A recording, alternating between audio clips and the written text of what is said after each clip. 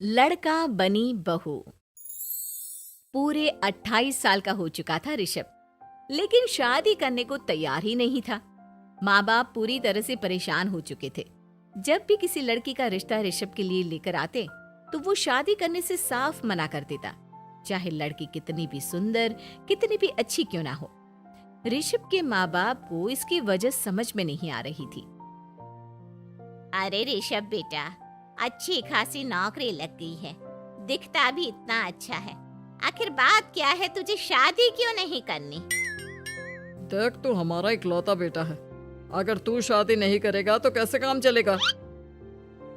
लेकिन मैं शादी करना ही नहीं चाहता। मुझे कोई लड़की पसंद नहीं आती। अरे बेटा, अगर कोई लड़की तुझे पसंद हो तो उससे शादी कर ले, हमें कोई ऐतराज नहीं है। हाँ ऋषभ बेटा, अब देख, तेरी माँ से भी काम नहीं होता। घर में एक बहू आ जाएगी तो कम से कम घर का माहौल भी अच्छा होगा और तेरी माँ को मदद भी मिल जाएगी। लेकिन मम्मी पापा कहाँ ना, मुझे लड़कियां पसंद ही नहीं आती। अरे लड़कियां पसंद नहीं आती तो क्या लड़का पसंद आता है? वो तो वक्त आने पर ही पता चलेगा। ऋषभ की बात सुनकर उसके माँ और पापा का सर चकरा जाता है। कुछ दिनों के लिए ऋषभ अपने ऑफिस के काम से शहर से बाहर जाता है और जब लौट कर आता है तो सामने का नजारा देखकर उसके माँ पापा बेहोश होते होते रह जाते हैं। अरे ये क्या, ये तुम्हारे साथ कौन है? माँ, ये दीपक है, मेरी पत्नी। हम दोनों ने शादी कर ली है। दीपक तुम्हारी पत्नी कैसे हो सकता है? अरे दीपिका होती तो बात समझ में भी आती। ये तो लड़का है। तो क्या हुआ पापा, आजकल तो ये सब फैशन में है और मैंने आपको बताया था कि मुझे लड़कियां पसंद नहीं आती। अरे तो इसका मतलब ये थोड़ी है कि तुम दीपक को दीपिका बनाकर ले आओगे। मुझे बहू चाहिए, बहू के रूप में, ये आदमी नहीं। लेकिन मम्मी जी, मैं आपकी बेटी से बहुत प्यार करती हूँ। मेरा मतलब करता हूँ। अरे इसको तो करता हूँ करती हूँ का अंतर भी नहीं पता। लेकर जाए इसे वापस। अगर आपने इसे घर से बाहर निकाला पापा तो मैं भी इसे के साथ चला जाऊंगा। मैं ऋषभ के बिना जी नहीं सकती। मेरा मतलब जी नहीं सकता। हमारा जिंदगी भर का साथ है, प्लीज हमें अलग मत कीजिए मम्मी जी, पापा जी। हे भगवान, ये तूने क्या दिन दिखाया? तेरे बेटे को थोड़ी अकल दे दे, लड़के को बहू बनाकर घर में ले आया है। अब क्या होगा? हम दुनिया को क्या मुंह दिखाएंगे? माँ, बेकार में परेशान हो रही हो। दीपक आपके सारे काम करेगी और एक अच्छी बहू की तरह आपके साथ रहेगी, देखना। पहले तो खुद तो क्लियर कर ले कि यह कुछ करेगा या करेगी। बाद में हम सोचते हैं कि हम क्या करें। बहू के आने के बाद क्या करते हैं? मुंह दिखाई की रस्म। तो आप भी वही कर लीजिए। आप चाहे तो मैं पूरे मोहल्ले में न्योता दे आती हूँ। अरे रहने दे, तेरी वजह से बेइज्जती और ज्यादा होगी। आई बड़ी, अब मेरा मतलब है आया बड़ा न्योता देने वाला। अगले दिन सुबह के वक्त दीपक बड़ी नजाकत से चलता हुआ सबके लिए चाय बनाकर सुबह सुबह बालकनी में आ जाता है।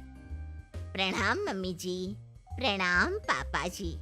ये देखिए, चाय बिल्कुल आपकी पसंद की है। मुझे ऋषभ ने सब कुछ बता दिया था कि आपको क्या क्या पसंद है। हे भगवान, ये सब क्या हो रहा है? ये क्या नौटंकी है? नौटंकी कहाँ है? माँ देखिए तो, मेरा दीपक आपका कितना ख्याल रख रहा है। लाओ, अब जो भी है, जैसी भी है, चाय पिएंगे ही सही। थोड़ी देर के बाद, वैसे दीपक, चाय तो तुमने बहुत अच्छी बनाई है। चलो, कुछ तो अच्छा हुआ।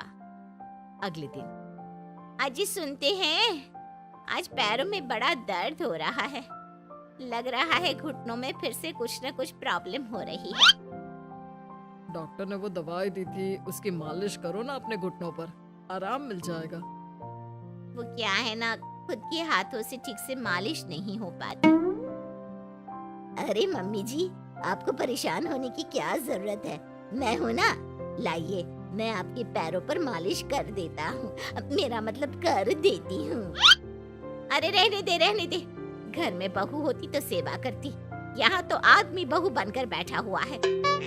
मम्मी जी नाराज मत होइए, एक बार मुझे मौका तो दीजिए आपकी सेवा करने का। अच्छा ठीक है, ये ले दवाई लगा दे। दीपक बहुत अच्छे तरीके से घुटनों की मालिश करता है। थोड़ी देर के बाद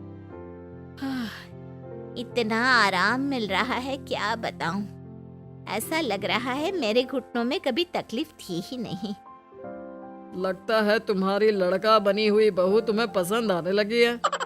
ऐसा कुछ भी नहीं है, वो तो बस इतने अच्छे से मालिश की इसलिए मैंने इसकी तारीफ कर दी। मम्मी जी पापा जी आपस में लड़ाई नहीं करते। अच्छा आप ये बताइए शाम के खाने में क्या खाएंगे? पनीर, दाल मखनी, पुलाव, कुछ भी स्पेशल बता दीजिए। अरे भाई ये सारी चीजें मुझे तो खाने में बहुत ही पसंद है। तुम क्या कोई औरत हो जो पनीर दाल मखनी बनाओगी? हाँ, अरे लड़का हो तो लड़के की तरह बिहेव किया करो ना। भले ही मैं लड़का हूँ तो क्या हुआ, अब तो मैं ऋषभ की पत्नी और आपके घर की बहू हूँ, तो मुझे उसी तरह से रहना पड़ेगा ना। अच्छा ठीक है, जो तुम्हें पसंद है बना लो। आदमी रसोई में खाना बनाते हुए कैसे लगते हैं, जरा मैं भी तो देखूं। शाम को दीपक सबके लिए अच्छा सा खाना बनाकर डाइनिंग टेबल पर लगा देता है। ऋषभ ऑफिस से जब लौट कर आता है, सब लोग खाना खाने के लिए बैठ जाते हैं। अरे वाह, क्या गजब का पनीर और दाल मखनी बनाई है। ऐसा जायका तो होटल के खाने में भी नहीं आता। दीपक, कितना अच्छा खाना बनाती हो, मेरा मतलब बनाते हो। तुम्हारी इसी अदा की वजह से तो मुझे तुमसे प्यार हो गया। अरे बहुत हो गया, आदमी होकर आदमी से प्यार करते हो। अरे लेकिन कुछ भी कहो, जरा खाना खा कर तो देखो ऋषभ की माँ, मजा आ जाएगा। हाँ वैसे बात तो आपकी सही है, खाना तो वाकई में लाजवाब है। इतना स्वादिष्ट पनीर तो मैंने अपनी जिंदगी में नहीं खाया। कितना अच्छा होता अगर ये दीपिका होती।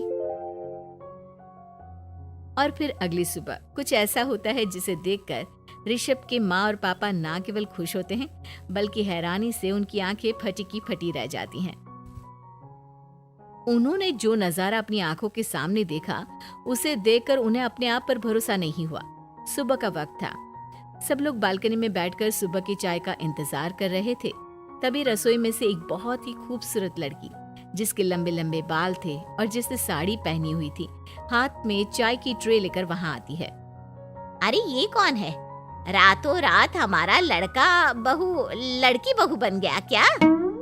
मुझे लगता है कोई सपना देख रहा है। इतनी सुंदर बहू तो हमने सपने में भी नहीं देखी।